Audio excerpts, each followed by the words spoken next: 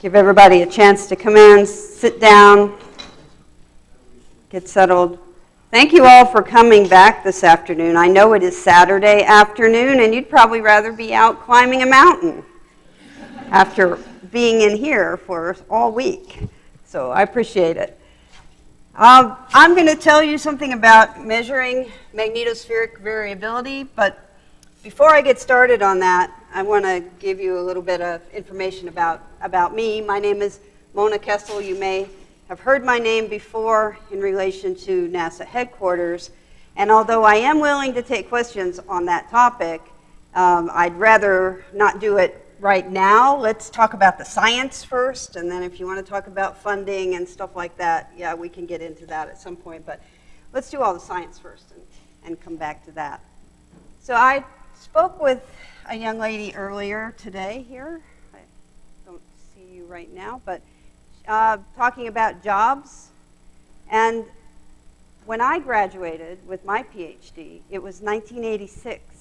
And you may not remember, because you probably weren't here then, but in 1986 is when the Shuttle Challenger blew up.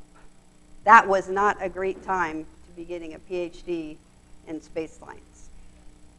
So there was, it wasn't like NASA shut down. I mean, that was manned program, and we do things, you know, on the unmanned program, but still there was a lot of sloshing around in the system. It was not really going anywhere because there were so many things to check out now, so many procedures to look through. And so what did I do? My husband and I, who I met actually in a space physics class at University of Kansas, we went to England. We were lucky enough, both of us, to get jobs at Mullard Space Science Lab.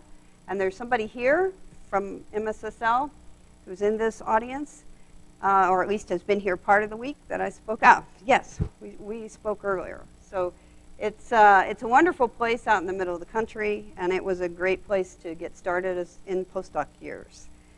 What I did there was work with AMTI satellites and cluster satellites. Cluster was just getting started. That was the first time. Of course, you probably know that also blew up because it went up on the first Ariane 5 launch for free, but you always get what you pay for, and in that case we got nothing, but we did do it again, so that was good. Then after 4 years there, my husband had a postdoc. You know, we have a two-body problem, so I followed him for his postdoc, and then I got a job at NASA, so he followed me up to Washington, D.C., and he's at Naval Research Lab. So that I stayed at NASA Goddard for I've been at NASA for 24 years now, and the last 9 of them I've been at headquarters. But right now this year, I'm back at Goddard, and I'm doing science again. I'm doing a sabbatical. So I'll tell you a little bit about some of that, but what I'm going to talk about now is variability, and in particular the missions. And NASA has flown many missions for many, many years, and I'm going to give you a historical perspective to start with. And then I'm also going to talk about just measurements in the different areas of the magnetosphere. Now, I know you're not all magnetospheric people. You come from a lot of different areas, and I'm concentrating on the magnetosphere, but I'm also showing you connections with the other areas. So I'm going to show you a historical perspective, and then I'm going to look at the magnetosphere, and I'm going to show you measurements in different areas, and then I'm going to talk about variability. And at any time, please ask questions. Okay? So, you probably know, but the very first rocket that the U.S. sent up, of course, the Russians sent up Sputnik in 1957, but it didn't have any instruments on it. It just went up for the launch, and it made a beeping sound, and that was good, and it inspired a lot of people. But then the U.S., just a few months later, sent up Explorer 1. And Explorer 1 made the first discovery, and that discovery was radiation belts. That discovery, and you can see, is there a pointer? Is there a pointer? Thanks.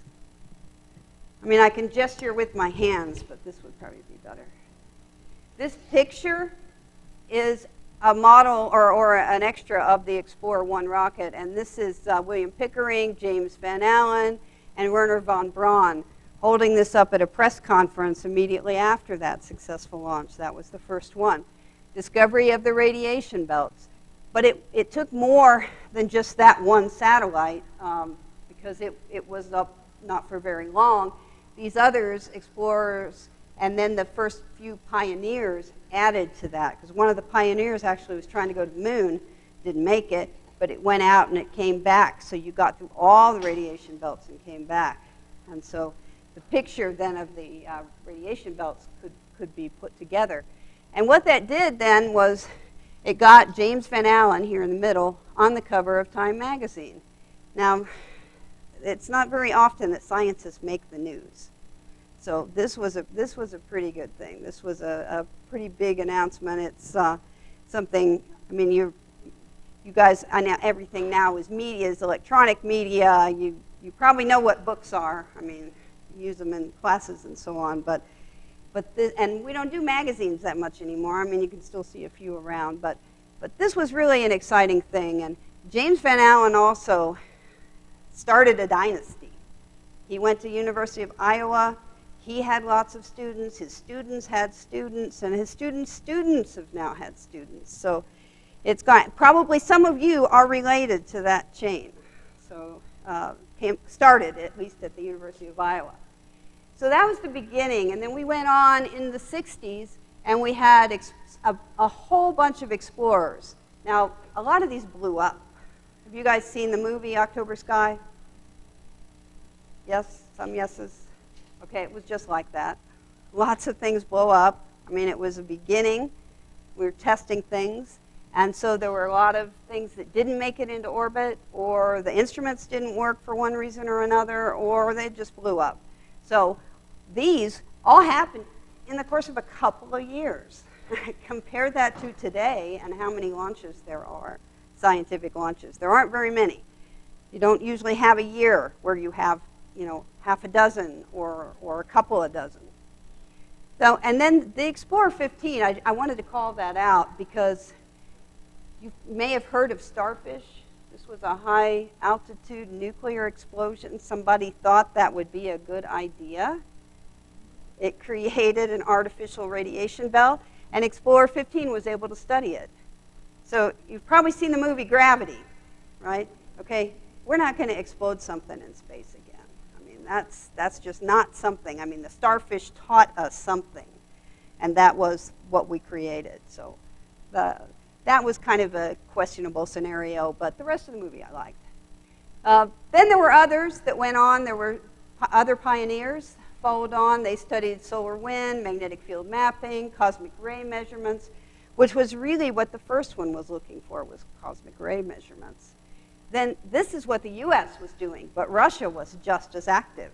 Russia launched a whole bunch of Cosmos, 2 to 261. Some of those also blew up. I don't know how many of them made it into space, but they were also looking to study radiation belt, the ionosphere, the aurora. So we had joint programs going forward. We had also satellites that were testing concepts in spacecraft design and telemetry and stabilization, communication. And we had one, which I just thought I would mention here, Discoverer 17, which was actually trying to find out just exactly what the Russians were doing. And so all these things go on.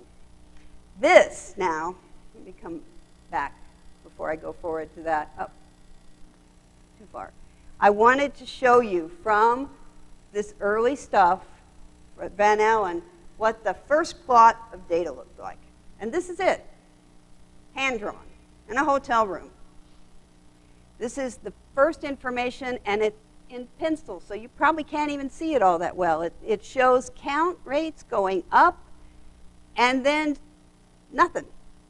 And then a little bit later, these are hours, or probably minutes actually, coming back down on the other side. So this was pretty confusing. What was this?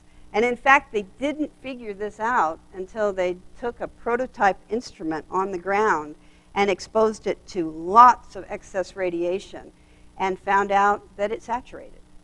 It was an instrument effect. So there were so many cosmic rays. There was so much radiation up here that the instrument couldn't handle it.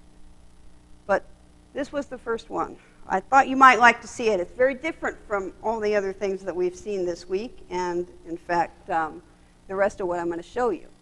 So we went on. There were quite a few satellites in the 70s and in the 80s. Now, the ones in the 60s, they didn't last. The ones that got into space didn't last very long, maybe a couple months. And going forward now, we have some that started to last quite a while. Has anybody heard of any of these satellites? Have you used any of this? Like which ones? GOES, yes. Everybody used GOES. GOES is going on today. What about IMP-8? Have you ever heard of IMP-8? Yes? It lasted 33 years. And the interesting thing about that, it was so early on that they only programmed it with a 2-digit year. Because who expected it was going to get into the 2000s from the 1970s? Nobody expected that. So that was actually a Y2K problem. A few that existed. So I won't go into all these. I wanted to put them up here just as an example of all of the different things that we have tried to study. And these are just the magnetospheric missions. I didn't write down the ones that primarily went to the heliosphere or any of the solar ones. Or I did mention the Pioneers 10, 11, and Voyagers that went out beyond the planets. Voyager 1 and 2 are still operating today. And they still cost $4 million a year. But we can't turn that off because they've gone where nothing else has gone. And to get out there is, lengthy and costly. And so as long as they're still sending a signal, we're going to be taking it in and trying to get the data out as well. Okay, so I wanted to talk just a little bit about IMP-8. This is its orbit.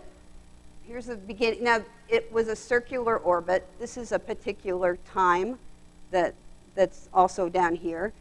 And it went across the borders. Now, you've heard all this already today. You've heard about the bow shock. You've heard about the magnetopause inside.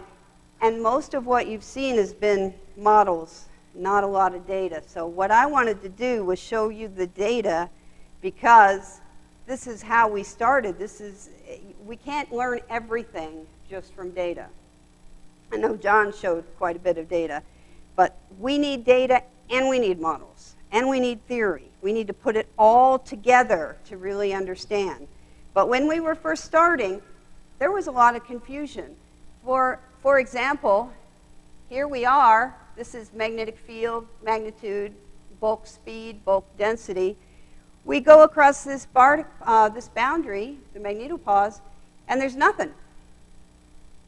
And that was, okay, that was a little bit unexpected. No particles. Why are there no particles? Does anybody have an idea why there aren't any particles there? Are there really particles? Should we expect any particles?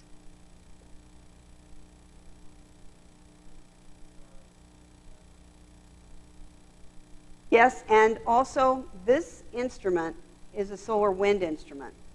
And it has a very narrow field of view because it was looking for the very in energy space, the solar wind is about 1 keV. It doesn't vary a lot up and down. So you don't need as wide a field of view. You can really train right on the sun and you're going to get it. But once you get into the magnetosphere, that's not what you've got anymore. I'm going to show you another plot in just a second. I wanted to say one other thing about this is you may notice there are these 3-digit numbers up here. And IMP-8, in addition to programming for a 2-digit year, programmed for a 3-digit day of year because it took less memory than it took to do a month and a day. So everything that IMP-8 did was by this day of year. So we used to have charts. I had one on paper that would equate day of year, month and day. So I left that up there. I could have changed it, but I just thought it would be interesting to see it. So these 2 days now is this area back here, and I'm going to show you another set of plots. This is a different instrument. It's a lower energy particle, or both proton and electron analyzer called Lepidia. These plots are online. I just went, this is University of Iowa. Again, that's going to be a resounding theme here. We'll come back to Iowa a lot. These are still online at University of Iowa, even though they're quite old data, and they're labeled by day of year. But you can see these are all different energy levels for protons and electrons. There is something in there. There's not very much. The particle counts are very low, and the energy is low. But there definitely is something there, but we needed a different kind of detector to see it. Okay, now here is a plot I borrowed from Dan Baker in, I think, one of your LWS summer school presentation. And what I'm showing here is a plot of the heliophysics flight missions. I added a couple which you can't quite see here. And they're plotted on top of the solar cycle. So these are sunspot numbers going forward. Here we are in 2015. These are some of the latest ones, like MMS, which I'll come back to. But I also called out down here the ones that were magnetospheric in particular, because there have been quite a few others. Some of these are still in operation, but this is current stuff. This is stuff 1990s and beyond. So I'm going to show you a little bit of some geotel data, image data, cluster data, Themis data. I'm not going to show any twins. And also RBSP, or what we now call Van Allen probes, named for James Van Allen. And then not MMS data, but I am going to talk about it at the very end. So what are the kinds of observables that we're looking for? And it breaks down in space to a few things: magnetic field, electric field, ions, electrons, neutrals, and also photons. So we put these together in different ways and get different quantities, currents, and so on. But these fields, we've got a background, because we've got the background magnetic field, and then we have the waves that sit on top of that. So we need two different kinds of instruments to measure that. And we need a broad frequency range. We have bulk parameters that we calculate from counts. And then we get densities, speeds, temperatures. And then interestingly, and I'm going to show a few examples of this with the photons, we have measurements in visible, ultraviolet, extreme, and far ultraviolet that tell us something in a more global sense. And I'm going to get to that in a minute. Then we also have ground-based. Now, I'm not going to spend as much time on the ground-based side, primarily because I work for NASA, and NASA flies satellites, and SF does the ground stations, and so I haven't used them as much in my research. I have primarily used satellites. But I am going to show you a little bit about this because they can be very useful for certain kinds of studies. Okay. So here's a picture. You've seen this before. This is the magnetosphere. Basic features: the bow shock, the polar cusps, the magnetopause boundary, the magnetotail, and this is possibly a reconnection point. And then this region here, which is actually composed of three different populations, which you've heard about today and yesterday, I think Bill Lotko's talk: the plasmasphere, the radiation belts, and the ring current. Now, they're all in the same place, and they can have interactions through the waves, but they're really separate populations. The plasmasphere is very cold, very dense. The ring current is higher energy, primarily protons, and carries a lot of the weight of what's going on. And the radiation belts are really high energy, up to MeV energies. And so those populations are all distinct, but yet they're in the same region. So that may seem a little confusing at first, but actually it still can be confusing because we don't understand everything about this yet. There is still quite a bit that we have to learn.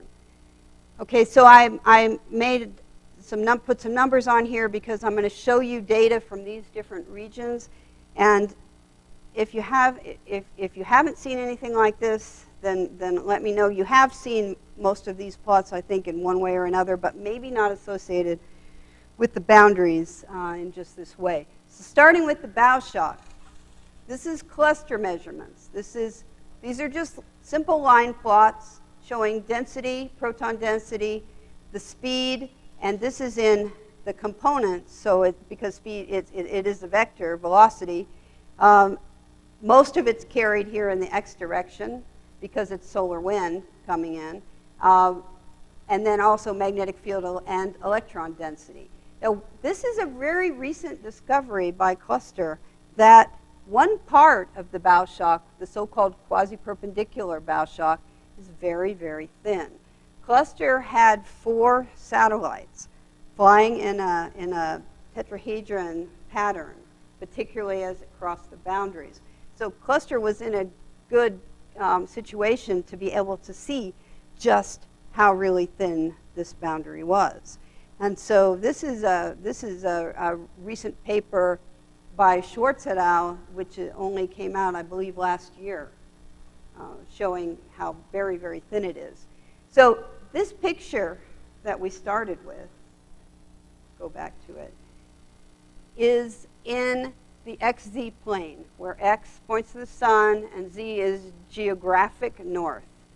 Okay? Most of the magnetosphere is best described by this coordinate system, or actually pointing north to the magnetic pole is best for some of it, but still the XZ direction to look at it gives you a lot more information.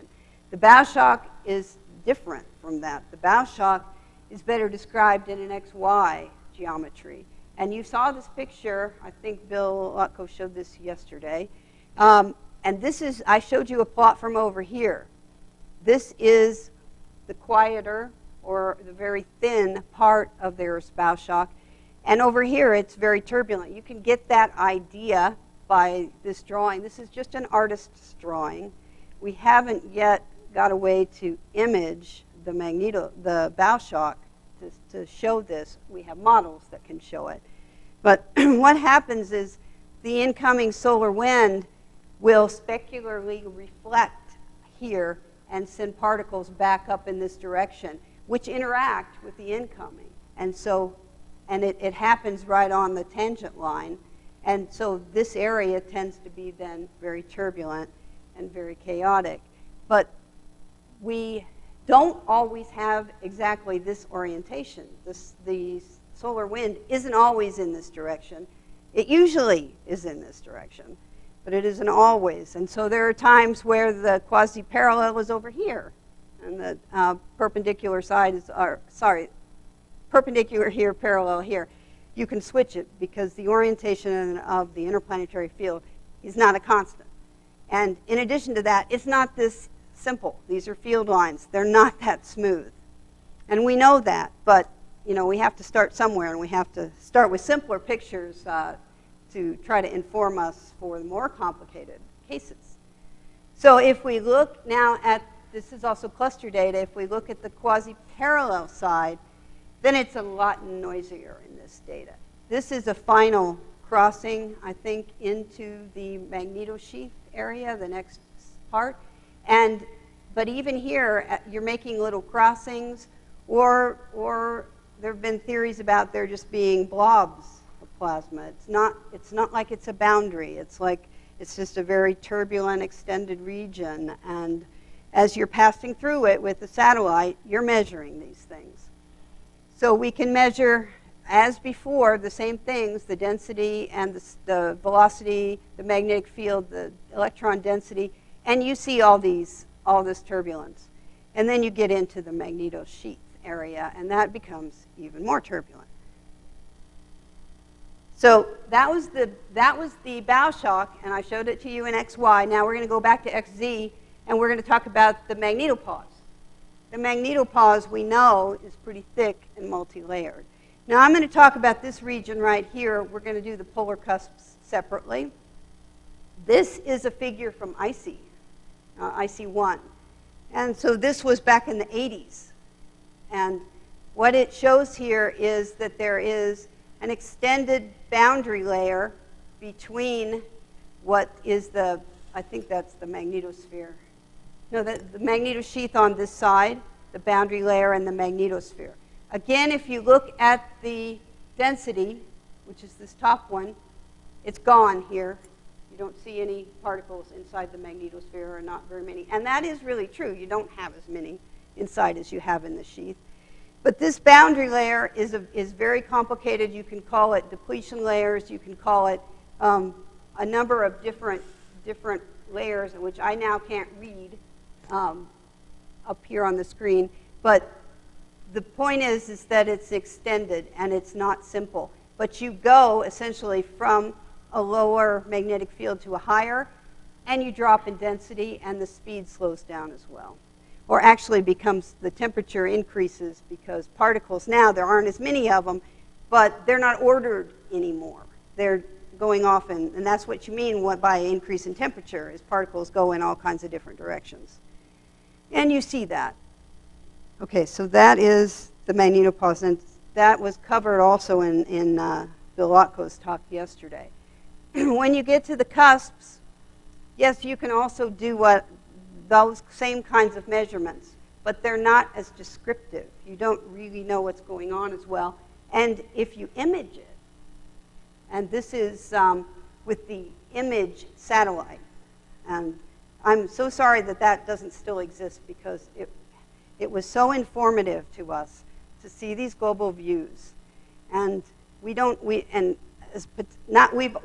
seen that already in polar. Actually, I take that back. I'm sorry. This is the polar viz instrument, not the image. Image also had an imager like this. But what you can see is the auroral oval, and you can see activity. So that tells you whenever there is going to be a storm, it gets a lot bigger. And I'm going to show you that because we're going to get to variability later. It's kind of a mirror into what's happening in the rest of the magnetosphere. So it tells us a lot just from that image.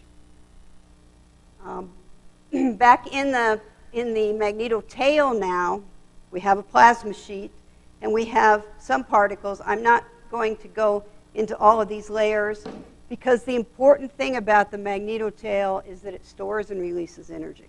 So I want to cover this when we get to the variability. So I just put the Lepidia plot back up there from IMP8 crossing through, because you do have some particles out there. You also have a lot of electric field. Electric field is very important in the magnetotail. And of course you have the magnetic field, which isn't pictured up here. But I'm going to cover this in a little bit, so I'm treating it more lightly here. Okay, now let's talk about the inner magnetosphere. Now you saw an earlier plot. This is also a Dan Baker plot. You saw for the whole mission lifetime. This is just a year. But this shows you for different energies. Now these are high energies. These are MeV.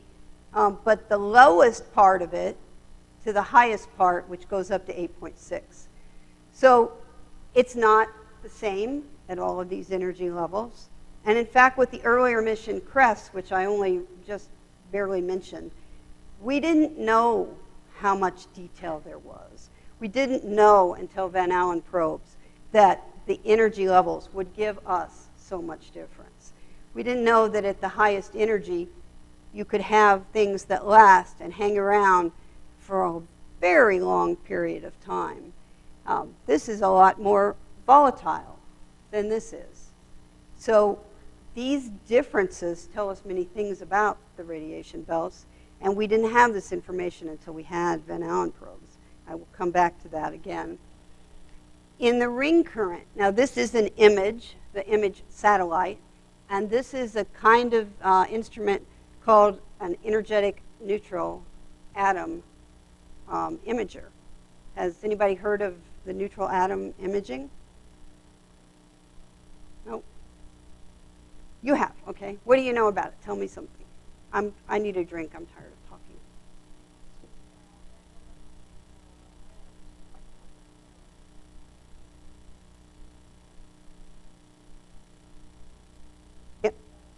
Yep, you're exactly right.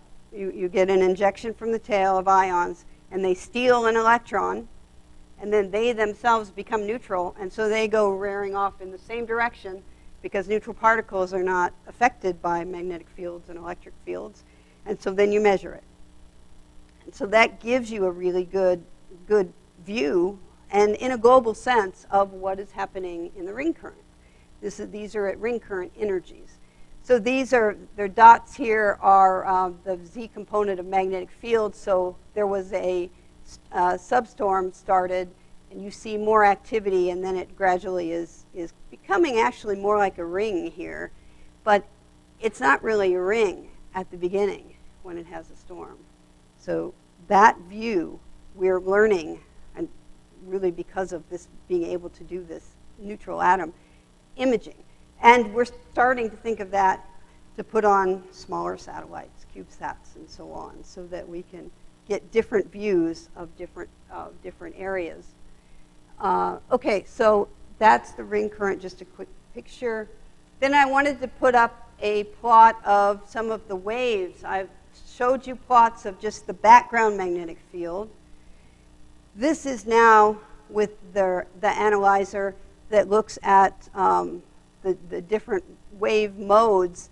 Who in here knows something about wave modes or has studied? Anybody? You have? Do you know? Can you tell us anything about plasmaspheric KISS, for example?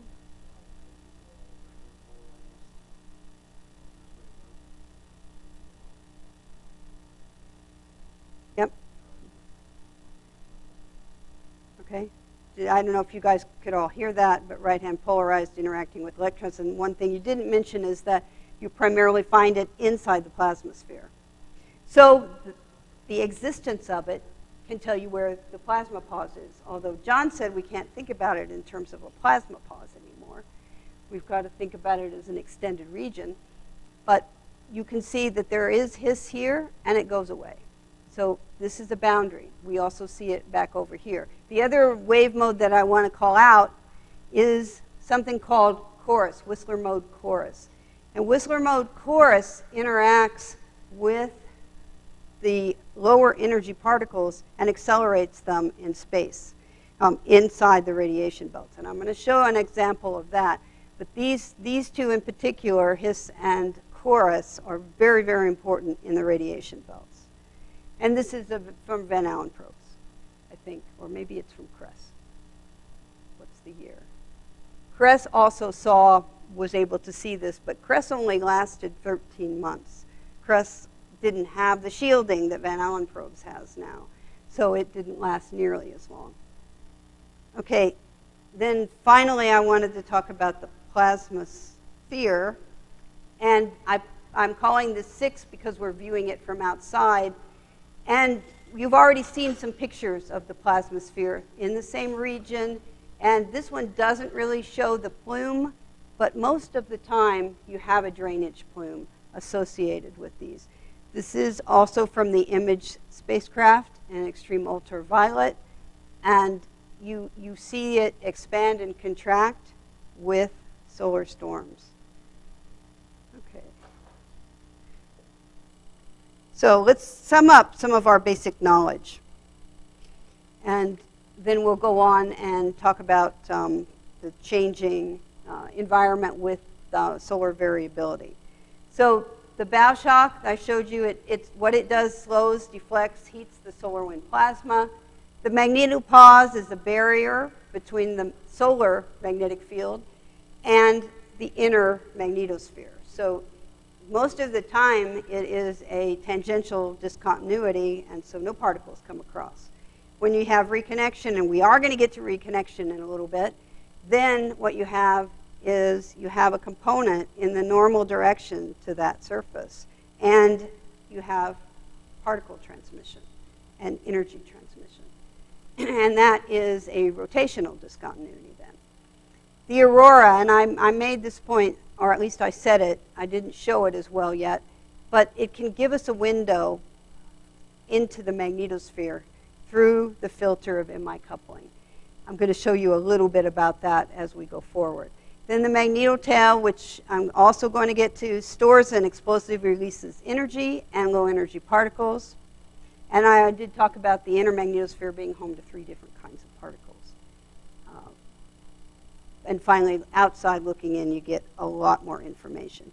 It's something that we can do now that when we first started this was unheard of.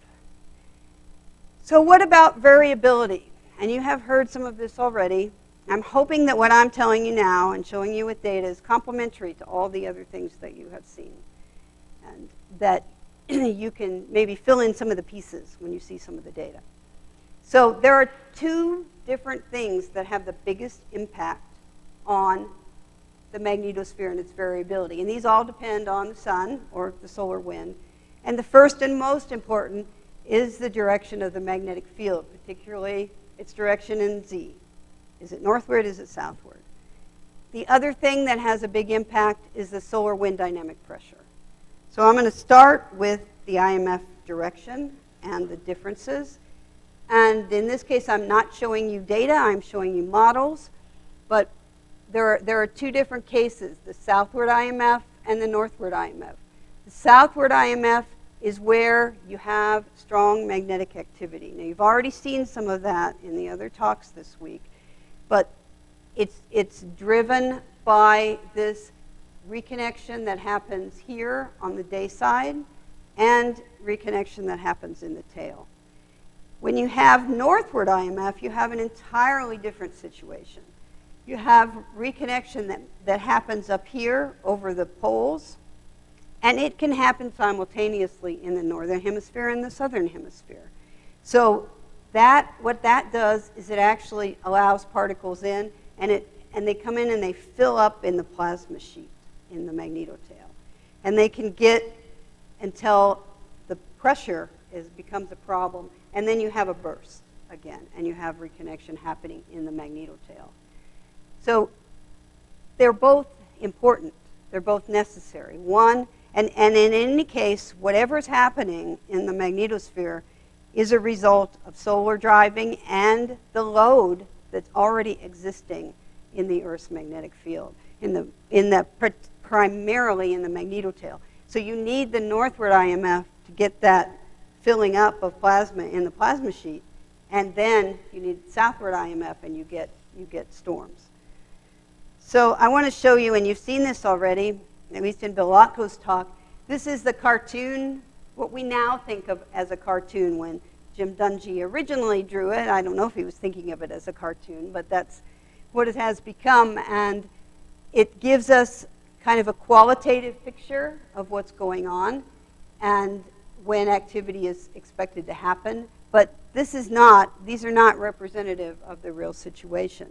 And I thought this was an interesting quote from him, that as it became more complicated because of merging, then he stopped working on it.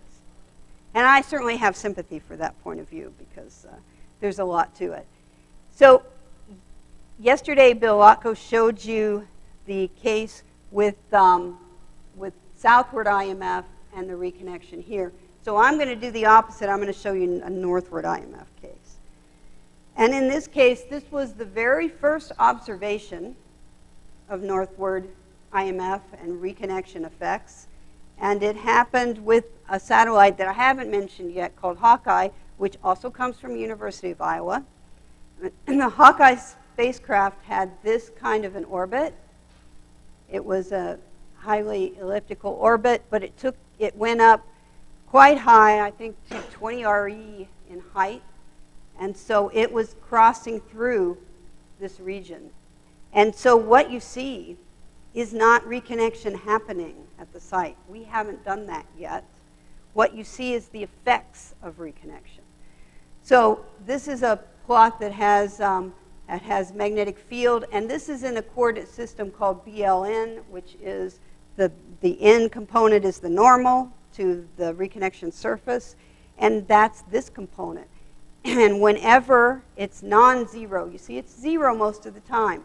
That means the magnetopause is closed, and you're not having reconnection, and you have a tangential discontinuity.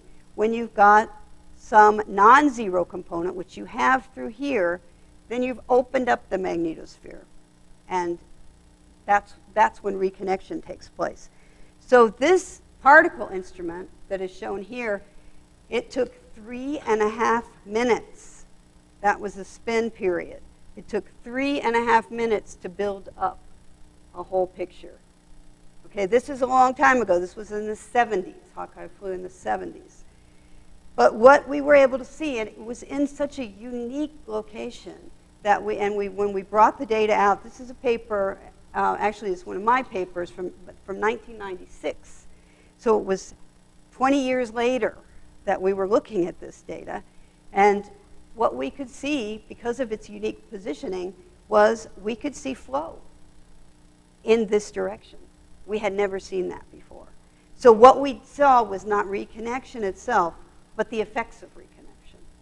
And so we can see it from here. That takes up this spot, and that was how we first could see that, yes, this is happening. And then this actually comes from a simulation done by Jean Bercham, and he was able to see that, yes, if you have these conditions, then you can have reconnection taking place. So some other ways of looking at it, this is, again, kind of a cartoony model, but what happens is with reconnection is you get an explosive release out of it. And so these arrows here are showing that flow. Now, we didn't see this part with Hawkeye. We only saw that part because that's the place that we were in. So we know it was a rotational discontinuity because of the BN component. And then you can also do a de Hoffmann-Teller analysis. Has anybody ever heard of the de Hoffmann-Teller frame? Yeah, you shook your, yeah. Just means the flow is along the magnetic field. If you look in that direction, then if your flow is alphanic, then it follows the so-called Weyland relationship. And if you have that happening, then that is your flow coming down. So this particular case satisfied that. And then this, what I'm showing here, is a later image from Taifan using cluster and image spacecraft data both to show the de Hoffmann-Teller analysis along the magnetic field line, and then this Weyland relation, because you wanted it to be alphanic, and it was.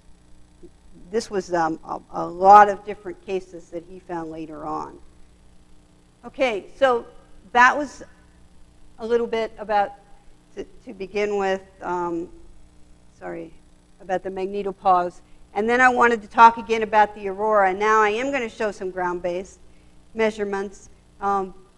This is, I borrowed from Eric Donovan, and this is the same area that is seen here.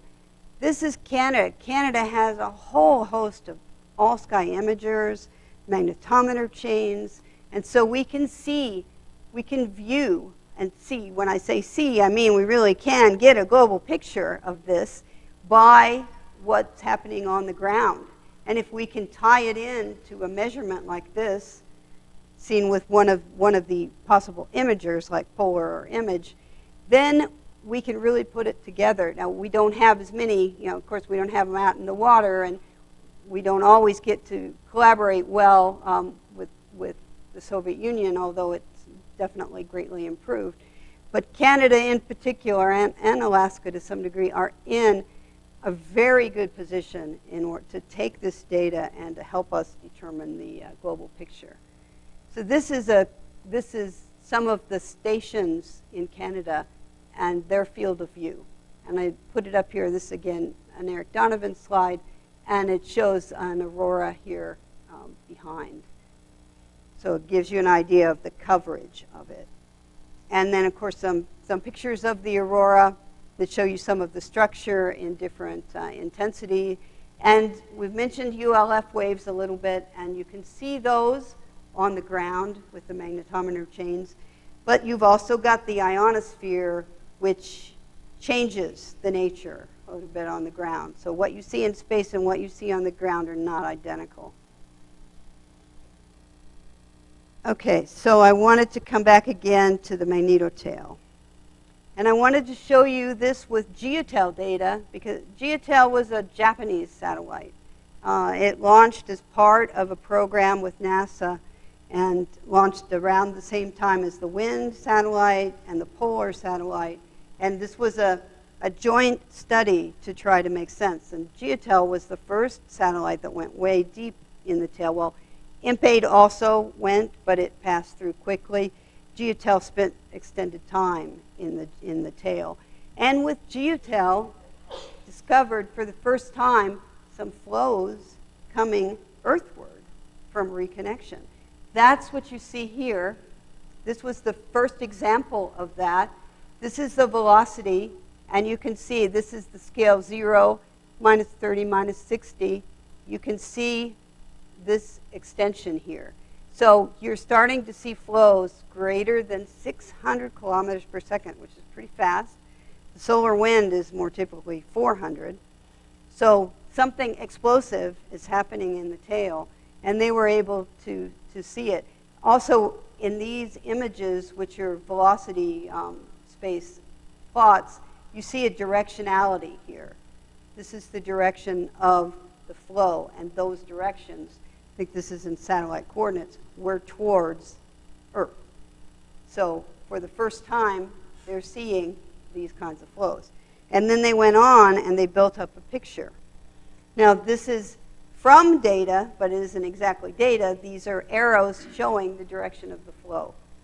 So throughout GeoTel's time, this was published in '98. You saw inside, you saw much more of the flow in this direction. And when you got down tail, you saw the flow in that direction.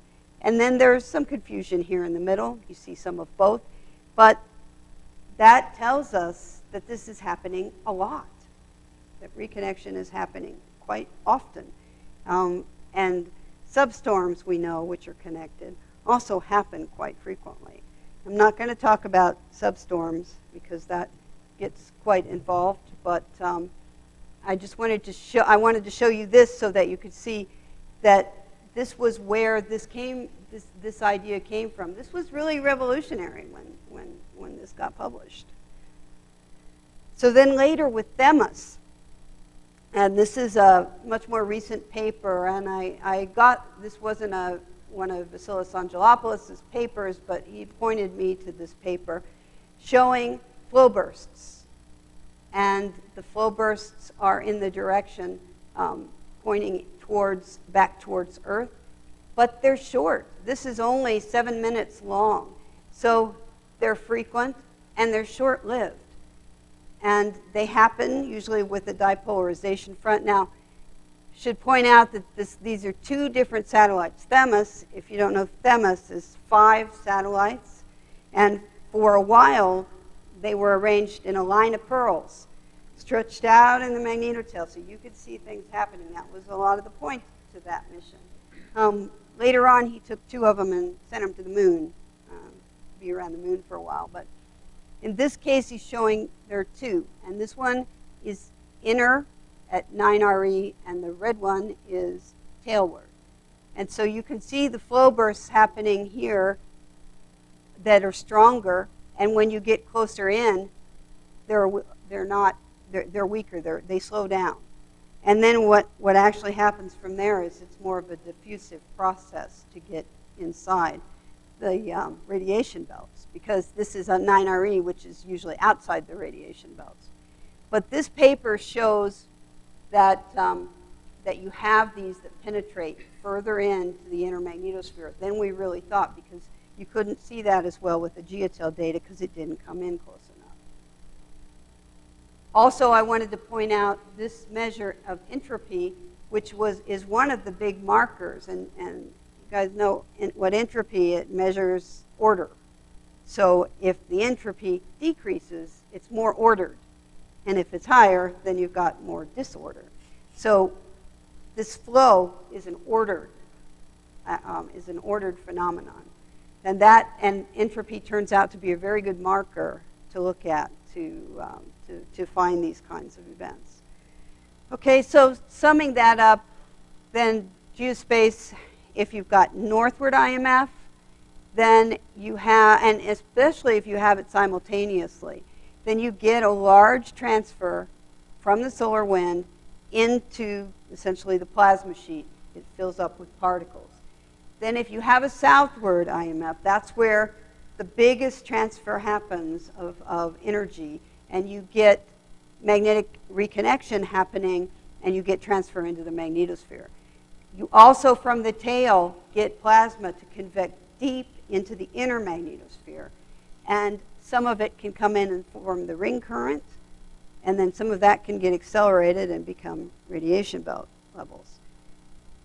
Then I haven't talked at all yet about the solar wind dynamic pressure, so I want to very briefly talk about that. And then I want to show you a test case. And we're probably way over time now for a break, right? But I'm almost done, so just bear with me a few more minutes, and then we'll have a break. Okay, so this is a case from Van Allen probes, and this is a very busy chart, so let me take just a little bit of time and show you. And already John Foster mentioned this earlier, but you couldn't see it quite as well on his slide. Here you've got a little bit of more resolution. What's happening here is a pressure increase. You see that here. This is the pressure, and you get a sharp pressure increase here. And this line, this black line, is the magnetopause location. Assuming it's a boundary, and assuming it's a finite boundary, then this is a model that shows where that boundary would be, and it gets pushed in. And if you look at the radiation belt particles, they disappear. In this energy range, which is the higher one, 4.5 MeV, they're gone, and they're not coming back. This one, there's a little bit, you see decreases. You see decreases, there's even a little bit in the lowest energy that I'm showing here of particles disappearing. So this is a case also that BZ is southward, and so what that happens, then you start to get an increase again. So the pressure, now why does pushing in the magnetopause cause radiation belt particles to get lost? Anybody have an idea? Sorry? Magnetopause shadowing. And so what that is the boundary gets pushed in, and all of a sudden, the field lines that these particles were on in the radiation belts are now exposed. Those particles can just go out of the magnetopause. And so you find that happens, and it happens very quickly. All of the particles get depleted. You all have other processes. The loss from the radiation belts or the ring current is really out through the magnetopause or down, precipitating into the atmosphere. Those are the two lost places. And what you always find with the pressure pulse is this magnetopause shadowing, and you see the outer particles just get swept away. Okay, I think that was the main point I wanted to make on that plot. Then I wanted to mention, at least very briefly, the Beryl mission. Beryl was a group of balloons that were launched from Antarctica. And they were launched in conjunction with the Van Allen probes. And the teams meet together. In fact, Beryl's about to do starting next week, a northern campaign in Sweden. But their first campaign, and what I'm showing here in this data, their first 2 years, was in Antarctica. So the teams went down there. Teams from Dartmouth went down, and they launched balloons every couple of days. And in Antarctica in January, February, the winds keep the balloons moving around in a circle. So the balloons could stay aloft for a really long time, like a month. So they took 20 balloons down each time, and 20 of their instruments, scintillation detectors. And what they do is they put them aloft, and then they cross the field line that the Van Allen probes are connected to. And so then you can see the loss into the atmosphere. And so that was the point of that. In this one case, you have at first, and there's two lines here. There's a line where the electric field plays a role. It doesn't play as big a role. You get some increase here in particle counts. It's not very big, but you start getting some increase, and then chorus kicks on. And the chorus is probably excited by these low energy particles that come in from the magnetotail. You get chorus excited, and as soon as chorus gets excited, then you really start to pump up at these lower energies. RB-SPAESS is looking at the ring current, and this process isn't affecting the ring current, but it does affect the radiation belts. Okay, so finally, and I borrowed this from actually a postdoc who put this together. It pictorially shows the changes and what's happening in the radiation belts. So these are invariant energies, lower up to higher, and this is the phase space density, plots of that. This is chorus in the orbit. So this is along the orbit for both satellites, Van Allen probes A and B. When it gets red, chorus is turning on. And this is the SIMH, or what you've heard called DST, and you can see when storms start, because negative SIMH or DST shows you when you've got a substorm happening. So right now there's not much happening, but then with the GOES satellites, we see a substorm injection. The source is greater than L of 5.5, and so we don't see it here, but we see it almost immediately through what I had mentioned before, radial diffusion in from the tail. So there's injections to a certain point, and the rest is radial diffusion. So that begins, and it begins at all of these energy levels. And then you go on just a little bit further. Now the lines and the colors, I hope nobody's colorblind, but you can see with the lines, new activity. We haven't got to the chorus yet. We've got more radial diffusion enhancement, and you also get a little bit of loss processes happening. So this was the beginning curve, radial diffusion, and now we've got some loss. In fact, we have a lot of loss here at the highest energies. And I suspect that was a pressure, but he didn't show it on this plot. So then when we get to chorus, we see the chorus turned on, and look, we've got these huge enhancements. So we were here, and all of a sudden, we've got in situ acceleration, and we see all of these particles coming on. And then as you go on, you have a little bit more chorus, and it continues. You're still having radial diffusion here in this, but in this lower energy. But in the higher energies, you've got in situ particle acceleration happening. Okay, so that was all I wanted to say. And just what's next? Well, in all the cases I showed you, we have improved our instruments. We have had them last longer. We have had new kinds of instruments come up to show us new things. And so what are we going to do next? Well, we'll still try to improve the instruments that we have, but we're probably interested also in miniaturization, because CubeSats are becoming very popular. And we've put quite a few of them up now. And they're starting, well, most of the ones that have been funded by NASA aren't in space yet, but there have been a few funded by NSF that are in space that have had some good data come back and some enhanced understanding.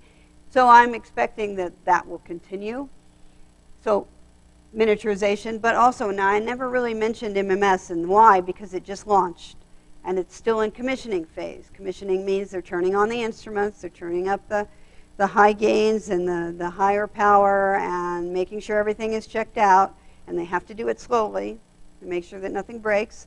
So once that is done, and I believe that's done sometime this fall, like September, or maybe October, then we're going to start seeing the data come out. So fall AGU, there will be MMS data out there. It'll mostly be from the teams. But we'll start to see things. Now, MMS is also 4 satellites, and what they're going to try to do is get to within 10 kilometers of each other. We've never done anything in that tight of a formation before, so hopefully everything will work well. They're not there yet. They're not into that. But if we don't get down there, we're never going to really see what's happening in the reconnection region. We don't understand it because we haven't been able to get the measurements in close, in what's the so-called electron diffusion region. That's the point of MMS. So expect great things from that in the future, and there'll be a lot more to tell you about Reconnection. Or maybe you all will be involved in it. So anyway, that's all I have.